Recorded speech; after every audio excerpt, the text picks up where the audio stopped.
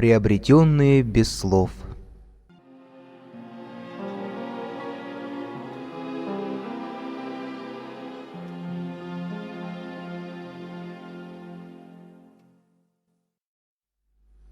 Когда благодать Божия коснулась меня, и я отдала свое сердце Иисусу, все мои помыслы направились на то, чтобы нести благую весть погибающему миру. В первую очередь это касалось моей семьи. Мой муж служил на железной дороге. Старшая дочь Мария работала сестрой милосердия в военном госпитале, а младшая Надежда закончила фельдшерскую школу и должна была уехать на Урал на отработку. Предстоящая разлука сильно беспокоила меня. Я вновь и вновь объясняла Наде путь спасения, молилась Господу с ней и за нее. Подарив ей на прощание Новый Завет, я взяла с нее слово, что она будет каждый день читать из него хотя бы по одной главе. Старшая дочь моя была тихого характера, мечтательница. Она увлекалась литературой и очень любила поэзию. Революционное движение в стране и его ужасные последствия пришибли ее нежную душу. Она никуда не ходила, кроме работы, и вечерами о чем-то сосредоточенно думала, для вида занимаясь вышивкой. Ни одно свое изделие она почему-то не могла закончить, бросала вещь недоделанной и начинала работать над другой. Мне сильно хотелось разбудить эту тоскующую, дорогую для меня душу и направить ее на путь жизни. Я часто приходила к Марии в комнату и читала Библию. Она сначала заинтересовалась живой верой в Бога и даже согласилась пойти со мной на собрание, но после нескольких посещений опять засела дома. Я продолжала читать Библию вслух, но однажды Мария сказала, что она не такая уж великая преступница, чтобы гоняться за ней со Словом Божьим. Я объяснила ей, что все мы приступили закон Божий, и все осуждены на вечную гибель. Затем указала на некоторые ее недостатки, и у нас произошла маленькая ссора. Мне казалось, что моя обязанность не только познакомить дочь с Библией, но и убедить ее на фактах, что она грешница. Я стала изо дня в день указывать Марии на ее пороки. Не без раздражения напоминала обо всех ее незаконченных работах, которые валялись в моем сундуке, говорила о бесполезной трате времени и денег. Дошло до того, что я в сердцах упрекнула ее за то, что они с отцом ничего не делают, тогда как я работаю, словно загнанная лошадь, став для них прислугой, прачкой и кухаркой. После этих разговоров Мария забросила рукоделие и несколько дней подряд, возвращаясь из госпиталя, просто лежала на кушетке, отказываясь от ужина. Она стала избегать меня. Желая сгладить эти недоразумения, я принялась объяснять дочери, что желаю видеть ее счастливой, спасенной и преданной Богу. Эти слова возмутили ее. Она сказала мне, что никогда в жизни не будет христианкой, потому что эта бездушная, страшная религия сделала из меня неузнаваемую ворчунью, и что скоро и она, и отец сбегут из-за меня из дома. Мария не раз слышала, как я разговаривала с отцом. Я действительно много говорила ему о Библии, о счастливой, беспорочной жизни детей Божьих, питая большую надежду на благотворное влияние Слова Божьего на его душу и жизнь.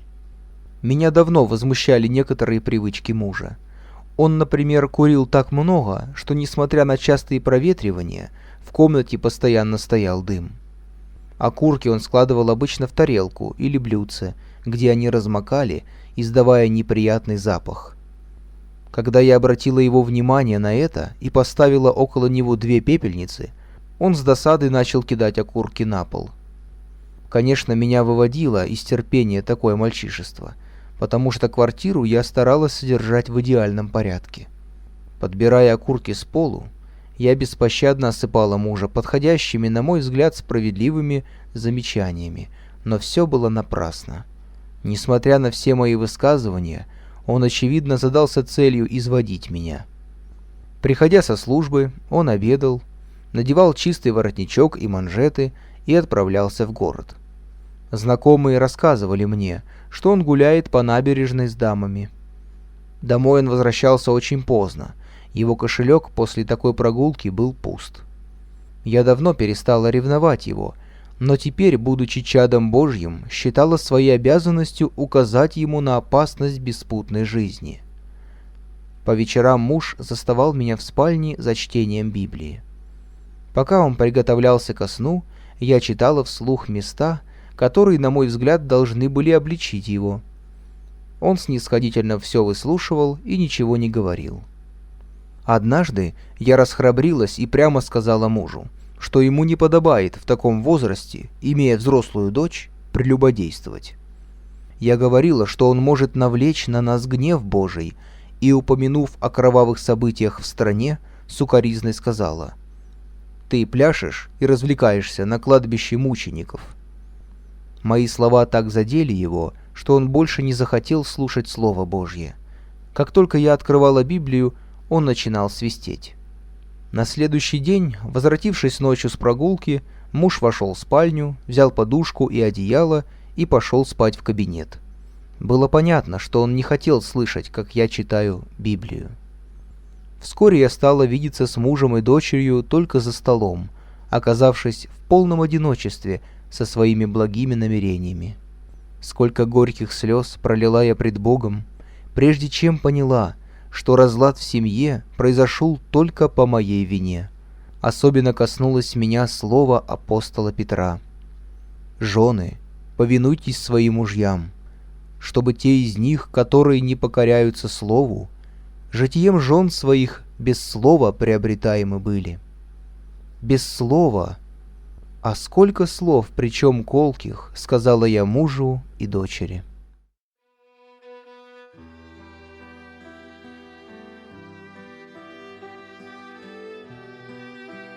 Горько раскаявшись в своем заблуждении, я просила Господа наполнить мое сердце той любовью, которая все переносит, все прощает, все покрывает, всего надеется. В моей жизни начался новый период. И у мужа, и у дочери я попросила прощения за то, что была для них плохим примером, что поступала совсем не так, как учит меня Библия.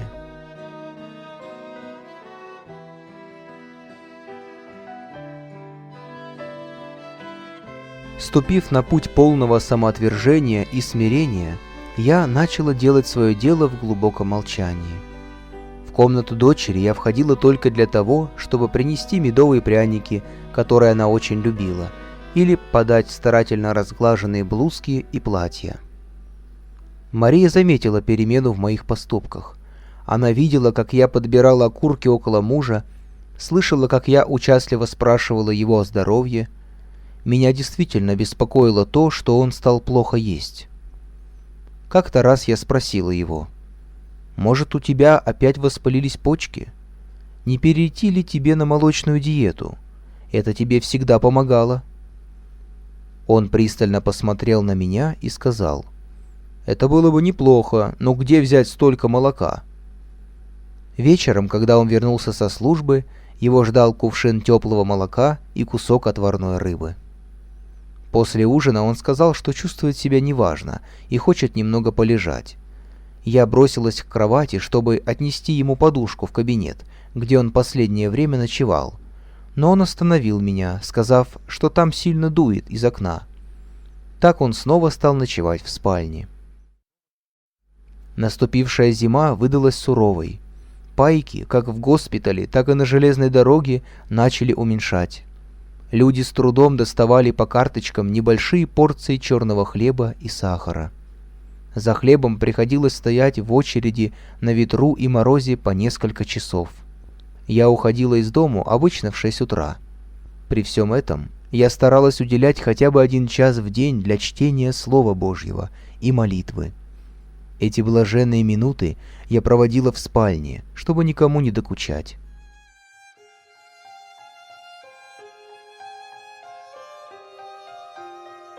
Однажды я стояла на коленях, как вдруг в комнату вошла Мария. Положив руку мне на плечо, она сказала: «Мамочка, прости, что прерываю тебя. Мне через полчаса надо идти на дежурство, а перед этим хотелось бы поговорить с тобой. Я не могу больше смотреть, как ты страдаешь. Прости меня за все грубости. Ты настоящая христианка. Я так хочу быть такой, как ты. Научи меня, мамочка, как вступить на этот путь. Моя жизнь так пуста». Рыдания прервали ее слова. Мы плакали вместе. Благодатью Божьей моя дочь была приобретена. Приди ко мне, ты часто слезы льешь, не видя счастья и впустую дышишь, не знаешь цели, просто как живешь. Приди ко мне, о, разве ты не слышишь? Ведь я тебя на дланях начертал. Я за тебя томился и страдал, и ранами я на моем челе, и кровью твое имя написал, чтоб дух твой истомленный исцелить, чтоб мир тебе и радость подарить. Я за тебя томился и страдал, и кровью твое имя написал.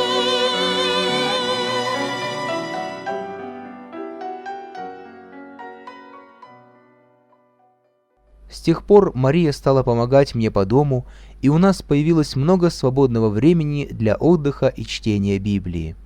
Она гораздо быстрее и лучше меня понимала Писание, и мы много рассуждали с ней о прочитанном. Теперь каждый новый день я встречала с радостью и торжеством. Однажды Мария попросила меня достать из сундука ее рукоделие, и вскоре, закончив свою работу, украсила квартиру изящными ковриками и салфетками. В эти блаженные для меня дни я получила письмо от Надежды, младшей дочери. Она сообщила, что вышла замуж, и, между прочим, упомянула, что читает Евангелие. Мы с Марией горячо молились Господу за Надю и ее мужа. Как-то во время чтения Слова Божьего Мария сказала: «Мама, я так хочу, чтобы папа тоже молился с нами. Ты замечаешь, как он изменился? Раньше он упрекал тебя, если ты не успевала почистить ему пальто, а теперь сам чистит. Ты видела сегодня, как он старательно складывал окурки в пепельницу?» «Я тоже хочу, чтобы он был спасен», — сказала я. «Будем продолжать молиться об этом. Бог наш милостив». Вскоре я заметила, что лицо мужа стало сильно отекать, особенно по утрам. Он жаловался на жестокие боли в почках. Мы пригласили врача, и он обнаружил воспаление почек. Положение оказалось серьезным, мужу нужно было долго лечиться. Мы с Марией усердно ухаживали за ним.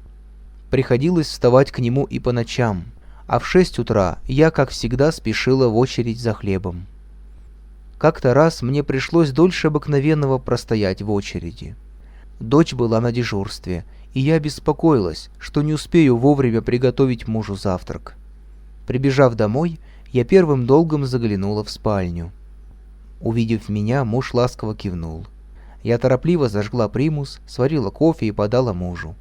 Он поставил чашку на столик и, взяв мою руку, приложил к своей щеке. «Дорогая, как ты замерзла!» — воскликнул он. «Твои руки — настоящий лед!» Он стал греть мои руки, стараясь скрыть свое волнение за улыбкой. Затем он попросил, чтобы я налила себе кофе и позавтракала возле него.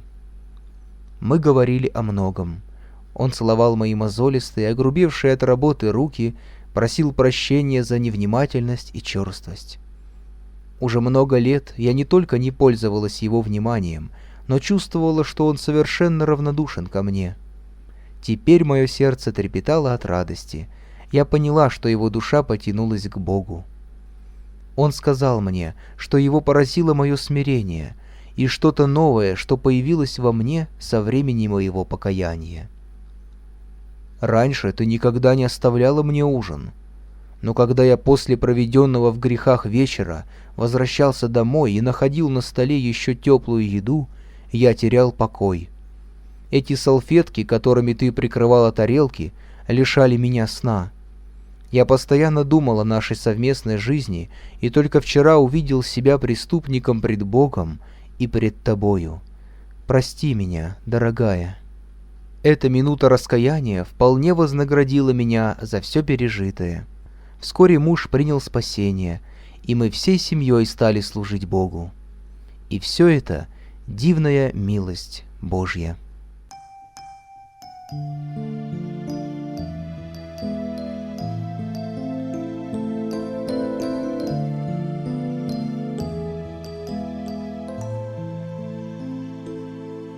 Я чувствую руки прикосновение, руки Твоей могучей святой,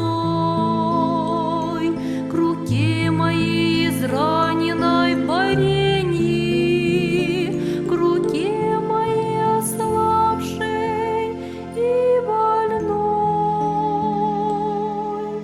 О, эти руки, руки Иисуса, готовые весь мир обнять с креста. Я никому сказать не постыжуся, что в мире нет нежнее рук Христа.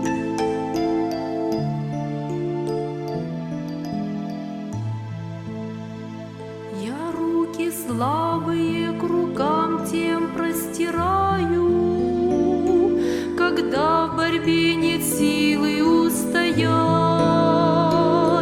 От рук израненных я силы получаю, чтоб их поднятыми всегда в мольбе держать.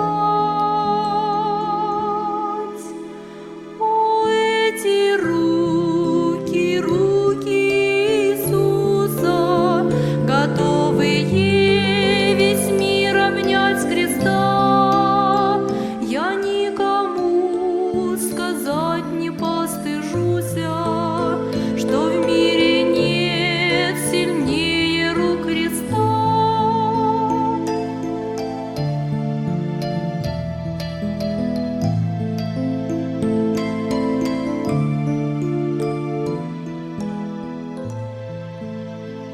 Но, к сожалению, часто так бывает,